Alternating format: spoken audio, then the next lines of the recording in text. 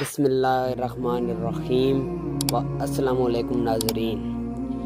جب مشرکین مکہ مسلمانوں پر ظلم کر رہے تھے، اس موقع پر حضرت محمد رسول اللہ خاتم النبیین صلی اللہ علیہ وآلہ وصحبہ وسلم نے صحابہ کرام رضی اللہ تعالیٰ عنہ کو حبشہ کی طرف ہجرت کرنے کا حکم فرمایا۔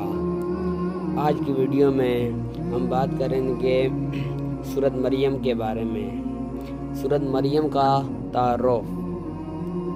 سورۃ مریم میں حضرت مریم علیہ السلام کا تفصیلی تذکرہ ہے، اس لیے سورۃ کا نام سورۃ مریم رکھا گیا ہے۔ یہ سورۃ اس زمانے میں نازل ہوئی جب مشرکین مکہ مسلمانوں پر ظلم کر رہے تھے۔ اس موقع پر حضرت محمد رسول اللہ خاتم النبیین صلی اللہ علیہ وآلہ وصحبہ وسلم نے صحابہ کرام رضی اللہ عنہ کو حبشہ کی طرف ہجرت کرنے کا حکم دیا۔ ہجرت حبشہ۔ حبشہ براعظم افریقہ کا ایک ملک تھا۔ جب حضرت محمد رسول اللہ خاتم النبیین صلی اللہ علیہ وآلہ وصحبہ وسلم نے نبوت کا اعلان فرمایا تو وہاں ایک عیسائی حکمران تھا جس کا لقب نجاشی تھا۔ نجاشی بہت رحم دل اور عادل بادشاہ تھا، وہ کسی پر ظلم نہیں کرتا تھا۔ نجاشی کا اصل نام اسہمہ ہے۔ مکہ مکرمہ میں صحابہ کرام رضی اللہ تعالیٰ عنہ پر قریش کا ظلم حد سے گزر گیا تھا۔ اس موقع پر حضرت محمد رسول اللہ خاتم النبیین صلی اللہ علیہ وآلہ وصحبہ وسلم نے محسوس کیا کہ ایسے سخت حالات میں مسلمانوں کے لیے زندگی بسر کرنا مشکل ہوتا جا رہا ہے۔ آپ خاتم النبیین صلی اللہ علیہ وآلہ وصحبہ وسلم نے اللہ تعالیٰ کے حکم سے مسلمانوں کو حبشہ کی طرف ہجرت کرنے کی اجازت دے دی۔ حضرت محمد خاتم النبیین صلی اللہ علیہ وآلہ وسلم کی اجازت سے 11 مردوں اور 4 خواتین نے حبشہ کی طرف ہجرت کی۔ ہجرت کرنے والوں میں سے حضرت عثمان غنی رضی اللہ تعالیٰ عنہ اور آپ کی زوجہ محترمہ حضرت رقیہ رضی اللہ تعالیٰ عنہ بھی تھیں۔ یہ حبشہ کی طرف پہلی ہجرت تھی۔ یہ نبوت کا 5واں سال تھا۔ مسلمان امن کی تلاش میں حبشہ پہنچے، لیکن مکہ مکرمہ کے کافروں سے یہ بات برداشت نہ ہوئی۔ وہ چاہتے تھے کہ مسلمان کہیں بھی چین و سکون سے نہ رہیں۔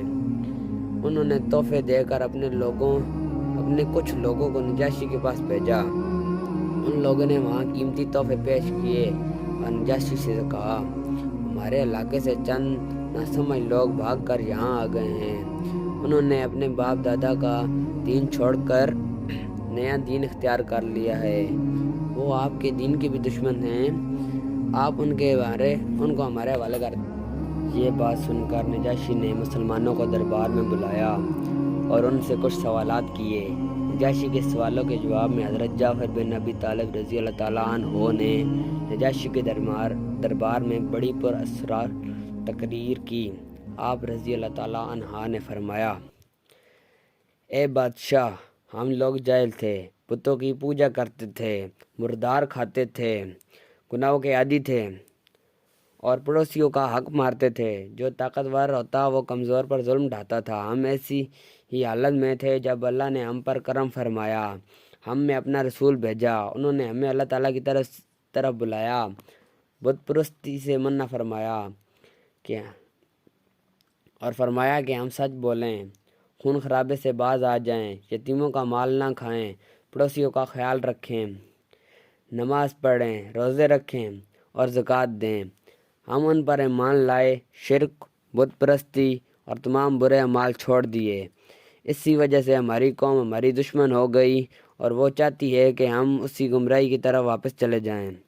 ہم ان کے بہت زیادہ تنگ کرنے پر آپ کے ملک میں آ گئے۔ اے بادشاہ، ہمیں امید ہے کہ ہم یہاں ظلم سے محفوظ رہیں گے۔ نجاشی نے حضرت جعفر رضی اللہ تعالیٰ عنہ سے کہا کہ وہ اپنے نبی خاتم النبیین صلی اللہ علیہ وآلہ وصحبہ وسلم پر نازل ہونے والا کلام میں سے کچھ سنائیں۔ حضرت جعفر رضی اللہ تعالیٰ عنہ نے سورۃ مریم کی آیات تلاوت کی۔ نجاشی اور اس کے درباریوں پر بہت اثر ہوا اور وہ رونے لگے۔ نجاشی نے کہا، یہ کلام اور انجیل ایک ہی چراغ کی روشنیاں ہیں۔ نجاشی نے مسلمانوں کو واپس کرنے سے انکار کر دیا۔ اس طرح مکہ والوں کا یہ وفد ناکام ہو گیا۔ مسلمان وہاں امن و سکون سے رہنے لگے۔ حبشہ کے لوگ مسلمانوں کی پاک زندگی سے بہت متاثر ہوئے، کئی لوگ ان کی دعوت سے مسلمان ہو گئے۔ مسلمان ہونے والوں میں حبشہ کے بادشاہ نجاشی بھی تھے۔ تو ملتے ہیں اسی طرح کی نئی ویڈیو میں۔ ہماری ویڈیو کو لائک کریں اور شیئر کریں اور ہمارے چینل کو سبسکرائب کرنا نہ بھولیں۔ شکریہ۔